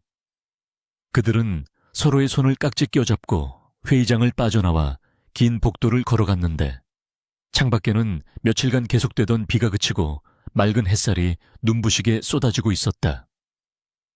먹구름이 거친 하늘은 마치 두 사람의 밝은 미래를 예고하는 듯했고 그들은 더 이상 혼자가 아닌 둘이서 세상의 모든 풍파를 헤쳐나갈 준비가 되어 있었다. 로비로 내려오자 기다리고 있던 직원들이 두 사람을 향해 허리를 숙여 존경을 표했고 도진과 서윤은 그들의 인사에 따뜻한 미소로 화답했다. 이제 한울그룹 내에서 최태석의 잔재는 완전히 사라질 것이며 강도진과 이서윤 체제 하에 새로운 황금기가 도래할 것이라는 기대감이 회사 전체에 퍼져나갔다. 리무진에 오르기 전 도진은 잠시 멈춰서서 서윤을 바라보며 이제부터는 비서실장이 아닌 내 아내로서 내 옆에 있어달라고 다시 한번 프로포즈하듯 말했다. 서윤은 눈부신 햇살 아래서 환하게 웃으며 고개를 끄덕였고 두 사람은 서로를 바라보는 눈빛만으로도 충분히 행복했다. 차 안에서 도진은 서윤의 손을 잡고 만지작거리며 17년 전 잃어버렸던 시간을 보상받으려면 앞으로 평생을 함께해도 모자랄 것이라고 투정을 부렸다. 서윤은 그의 어린아이 같은 모습에 웃음을 터뜨리며 앞으로는 계약서 따위는 필요 없을 것이라고 대답했다. 도진은 서윤을 품에 안고 창밖의 풍경을 바라보며 이제 진짜 우리의 이야기를 시작할 때라고 생각했다. 폭풍은 지나갔고 그 폐허 위에는 사랑이라는 견고한 성이 세워졌으며 그 성의 주인은 바로 그들이었다. 이날 저녁 뉴스에는 한울그룹의 극적인 경영권 방어와 악의 축 최태석의 구속 소식이 톱뉴스로 다뤄졌지만 그보다 더 화제가 된 것은 주주총회장에서 보여준 강도진 회장 부부의 영화 같은 러브스토리였다. 사람들은 그들의 완벽한 파트너십과 서로를 향한 신뢰 가득한 눈빛에 열광했고, 이서윤은 신데렐라가 아니라 평강공주라는 찬사를 받게 되었다. 하지만 세상의 시선이나 평가보다 중요한 것은 두 사람이 마침내 서로의 마음을 온전히 확인하고 하나가 되었다는 사실이었다. 그날 밤 도진의 펜트하우스에서는 축배의 잔이 부딪히는 소리와 함께 두 사람의 행복한 웃음소리가 끊이지 않았다. 폭풍우가 지나간 한울 그룹에는 거짓말처럼 평온한 봄이 찾아왔고, 계절의 변화와 함께 그룹의 위상 또한 이전보다 훨씬 더 견고해져 있었다. 최태석 전무와 그를 추종하던 부패 세력이 일소된 자리는 투명하고 공정한 시스템으로 채워졌고, 강도진 회장의 혁신적인 리더십과 이서윤 본부장의 치밀한 전략은 재계의 모범 사례로 꼽히며 승승장구하고 있었다. 서윤은 창가로 쏟아지는 따스한 봄 햇살을 받으며 자신의 집무실에서 마지막 남은 서류들을 정리하고 있었는데, 그녀의 책상 한 구석에는 낡은 서류 봉투 하나가 놓여 있었다. 그것은 1년 전 그녀가 비장한 각오로 도진에게 내밀었던 결혼 계약서와 미리 작성해둔 이혼 합의서였는데, 이제 모든 위기가 해결된 시점에서 그녀는 이 계약의 종지부를 찍어야 한다고 생각했다. 비록 도진과 서로의 마음을 확인했고 뜨거운 밤을 보내며 부부로서의 연을 맺어가고 있었지만, 서윤의 마음 한구석에는 여전히 불안함이 가시처럼 박혀 있었다. 그녀는 도진이 회사를 살려야 한다는 절박함과 자신에 대한 책임감 때문에 결혼 생활을 유지하고 있는 것은 아닌지 끊임없이 자문했고, 이 관계가 명확한 사랑의 선택이 아닌 계약의 연장선상에 있는 것을 견딜 수 없었다. 그녀는 도진에게 온전한 자유를 주고 싶었고, 만약 그가 정말로 자신을 원한다면 계약이라는 족쇄 없이 순수한 남녀로서 다시 시작하고 싶다는 욕심이 있었다. 서윤은 떨리는 손으로 서류 봉투를 집어들고 자리에서 일어났는데, 그녀의 발걸음은 도진의 회장실로 향하면서도 청은망은 무거웠다. 회장실 문을 열고 들어갔을 때 도진은 소파에 앉아 결제 서류를 검토하고 있었는데, 서윤을 보자마자 환한 미소를 지으며 자리에서 일어나 그녀를 맞이했다. 그는 서윤의 허리를 감싸 안으며 가볍게 입을 맞추었고, 오늘 저녁에 근사한 곳에서 식사를 하자며 들뜬 목소리로 제안했다. 하지만 서윤은 그의 미소에 화답하지 못한 채 굳은 표정으로 손에 든 봉투를 테이블 위에 올려놓았고, 도진은 서윤의 심상치 않은 분위기를 감지하고 의아한 표정을 지었다. 그는 봉투와 서윤을 번갈아 바라보며 무슨 일이냐고 물었고, 서윤은 심호흡을 한번 크게 한뒤 떨리지만 단호한 목소리로 입을 열었다. 서윤은 이제 회사가 완전히 정상화되었고 경영권 방어도 완벽하게 이루어졌으니 우리의 계약도 여기서 종료하는 것이 맞다고 말했다. 그녀는 당신이 내게 보여준 사랑과 배려에 깊이 감사하지만 이 결혼이 비즈니스라는 이름으로 시작된 이상 당신의 발목을 잡는 족쇄가 되기를 원하지 않는다고 덧붙였다. 그녀의 말은 논리적이었지만 그 이면에는 도진이 자신을 계약 파트너가 아닌 진정한 아내로 다시 선택해 주기를 바라는 간절한 갈망이 숨겨져 있었다. 도진은 서윤의 말을 끝까지 듣고 난 뒤 표정이 차갑게 굳어졌는데, 그것은 분노라기보다는 그녀가 여전히 자신을 믿지 못하고 불안해한다는 사실에 대한 안타까움과 속상함이었다. 도진은 테이블 위에 놓인 봉투를 거칠게 집어들더니 내용물을 확인하지도 않고 그 자리에서 반으로 찢어버렸는데, 종이가 찢어지는 날카로운 소리가 정적을 깨고 집무실 안에 울려 퍼졌다. 그는 찢어진 종이 조각들을 휴지통에 던져버리고 서윤의 어깨를 강하게 잡으며 내 인생에 이혼이란 단어는 존재하지 않는다고 낮지만 위압적인 목소리로 선언했다. 도진은 서윤의 눈을 똑바로 응시하며 1년 전 그 비오는 밤, 네가 제안했을 때 내가 왜 단 1초의 망설임도 없이 고개를 끄덕였는지 아냐고 물었다. 서윤이 대답하지 못하고 우물쭈물하자 도진은 그때 나는 회사를 구하는 것 따위는 안중에도 없었고 오직 너를 내 곁에 묶어둘 수 있는 절호의 기회라는 생각밖에 하지 않았다고 고백했다. 그는 17년 동안 서윤을 짝사랑하면서도 감히 다가가지 못하고 주변을 맴돌아야 했던 자신의 비겁함을 자책하며 그날 네가 먼저 손을 내밀어 주지 않았다면 나는 평생 후회하며 살았을 것이라고 말했다.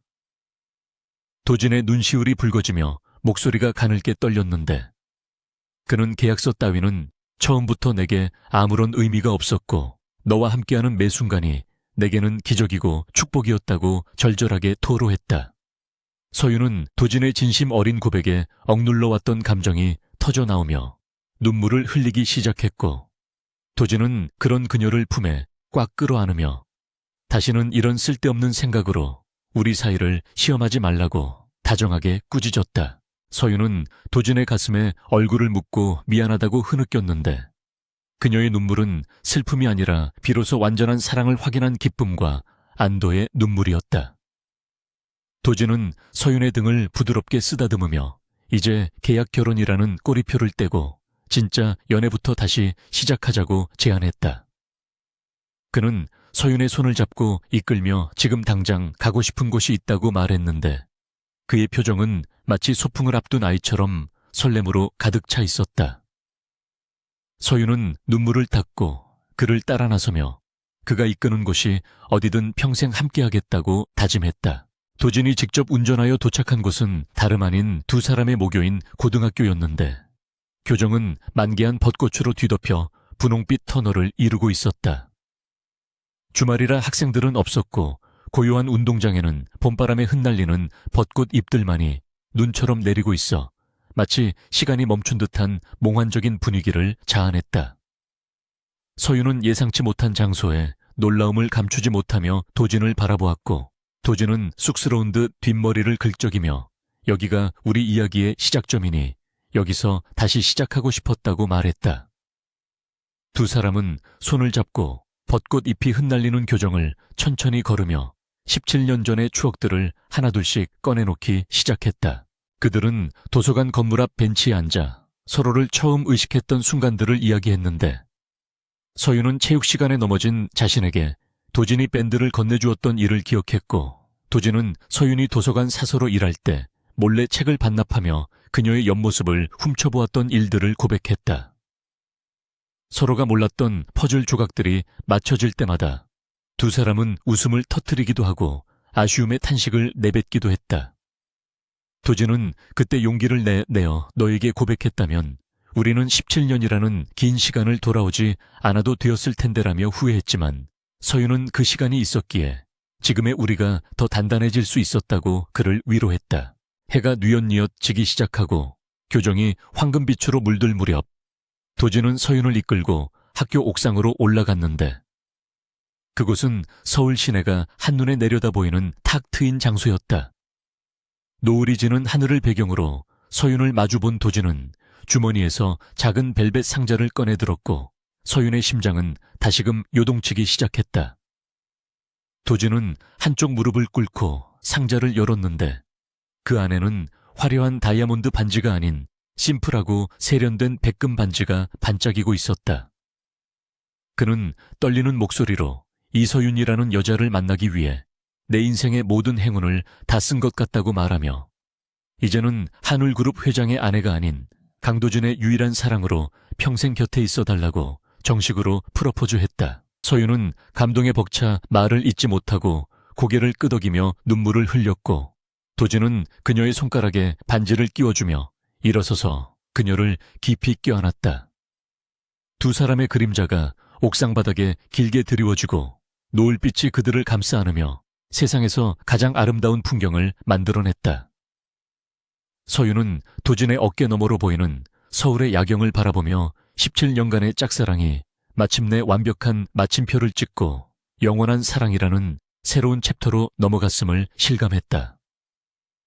그녀는 이제 더 이상 혼자서 아파하고 기다리는 사랑을 하지 않아도 된다는 사실에 가슴 깊은 곳에서부터 뜨거운 행복이 차올랐다. 시간은 흘러 계절이 몇 번 바뀌고 다시 겨울이 찾아왔지만 한울그룹 회장실은 그 어느 때보다 따뜻한 온기로 가득 차 있었다. 도진과 서윤은 여전히 바쁜 나날을 보내고 있었지만 두 사람 사이의 공기는 예전과는 확연히 달라져 있었다. 회의 도중에도 눈이 마주치면 서로에게 미소를 보내고 복도에서 마주치면 가볍게 손을 잡는 등 그들의 애정 표현은 자연스럽고 당당했다. 직원들은 회장 부부의 닭살 행각에 혀를 내두르면서도 그들의 행복한 모습이 회사의 분위기를 밝게 만든다며 응원했다. 서윤은 이제 비서실장이 아닌 부회장으로서 도진과 함께 그룹을 이끌어가고 있었고, 그녀의 능력은 재계에서 독보적인 존재감을 발휘하고 있었다. 어느 눈 내리는 밤 늦은 시간까지 야근을 하던 서윤은 창밖을 바라보며 잠시 생각에 잠겼는데, 1년 전 비 오는 날 도진에게 제안을 했던 그 밤이 떠올랐기 때문이었다. 그때의 두려움과 절박함은 이제 아련한 추억이 되었고, 지금은 그 자리에 든든한 믿음과 사랑만이 남아있었다. 그때 집무실 문이 열리고 도진이 두툼한 목도리를 들고 들어와 서윤의 목에 감아주며 퇴근하자고 재촉했다. 서윤은 도진의 팔짱을 끼고 건물을 나서며 오늘 저녁 메뉴는 무엇이냐고 물었고, 도진은 당신이 좋아하는 김치찌개를 끓여주겠다고 호언장담했다. 하얀 눈이 펑펑 쏟아지는 거리로 나선 두 사람은 하나의 우산을 나눠 쓰고 발맞추어 걸어갔는데, 도진은 서윤이 눈을 맞지 않도록 우산을 그녀 쪽으로 기울여주고 있었다. 서윤은 도진의 젖은 어깨를 발견하고 그를 자신 쪽으로 끌어당기며 우산을 똑바로 들라고 잔소리를 했지만 입계는 행복한 미소가 떠나지 않았다. 가로등 불빛 아래서 두 사람의 입김이 하얗게 흩어지고 눈 위에 찍힌 두 사람의 발자국은 나란히 이어져 어디론가 향하고 있었다. 그 길은 평탄하기만 하지는 않겠지만 두 사람이 함께라면 그 어떤 폭풍우도 두렵지 않을 것이라는 확신이 서윤의 가슴속에 가득 찼다.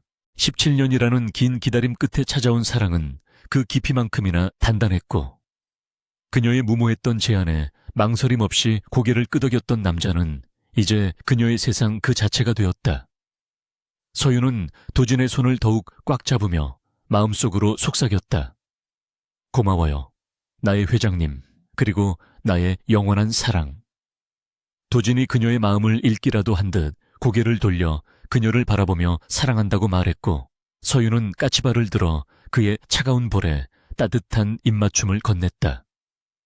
밤하늘을 수놓는 눈꽃들 사이로 두 사람의 웃음소리가 은은하게 퍼져나가며 그들의 이야기는 영원히 끝나지 않을 해피엔딩을 향해 계속되고 있었다.